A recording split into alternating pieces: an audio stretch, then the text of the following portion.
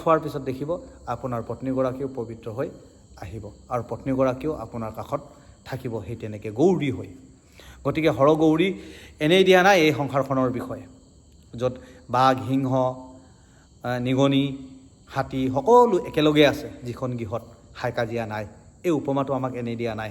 হৰগৌৰীৰ যি সংসাৰখন, হৰে কেৱল নাৰায়ণৰ কথা চৰ্চা কৰিছে, গৌৰীক এইখিনি কথা বুজাইছে, আৰু সেইকাৰণে তেওঁলোকৰ মাজত ময়ূৰে সৰ্পক নাই খোৱা,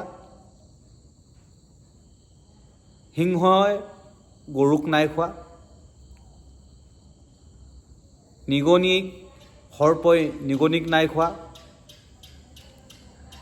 সেই হাতী, গণেশ এনেহেন বলৱন্ত জন্তু চাবলৈ গ'লে এক প্ৰকাৰতো গণেশৰ তাৎপৰ্যটো বহুত বেলেগ, এটা উপমা। এনেহেন জন্তু সকলোকে ঠেকেচি মোহাৰি শেষ কৰিব পাৰিলে হয়, নাই মোহৰোৱা, সকলো মিলি আছে, একেলগে আছে যিখন ঘৰত। বাঘ, সিংহ, ভাগ সকলো, গৰু, ছাগলী চব একেলগে আছে যিখন গৃহ।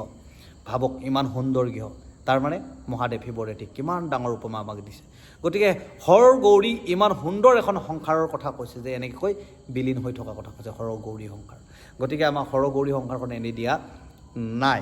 গতিকে হৰে কৈছে যে ঈশ্বৰ কৃষ্ণক আৰাধনা কৰি আছে, হৰে কৈছে যে তুমি এনেকৈ ঈশ্বৰৰ নাম লোৱা আৰু ঈশ্বৰৰ নাম লৈ মোৰ লগতে ঈশ্বৰ কৃষ্ণৰ লগত বিলীন হৈ যোৱা বুলি কৈছে, তেতিয়াহে ঘোৰ সংসাৰৰ মায়া তৰিব পাৰিবা বুলি কৈছে। এ ৰাম এবেশে জানিলো হাৰে হৰি ভকতি তপৰে, নিস্তাৰ কৰণ কোনো নাই, মিছাতেখে মূঢ়জনে খপে আল জাল মনে, হৰিখে হৰিৰ নামেখে মুখ্য পাই, আৰু চিন্তা নাই মূৰ তৰিলো সংসাৰ ঘূৰ, কৌতূহলে হৰি নাম লয়ে,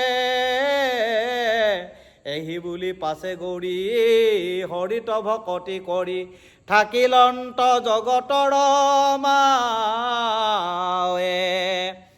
জগতৰ মাতৃ গৌৰী যিগৰাকী, সেই গৌৰীও মহাদেৱ শিৱৰ কথা শুনি হৰি ভগৱন্তৰ চৰণত সেৱা কৰিছে, ভগৱন্তক প্ৰাৰ্থনা কৰিছে।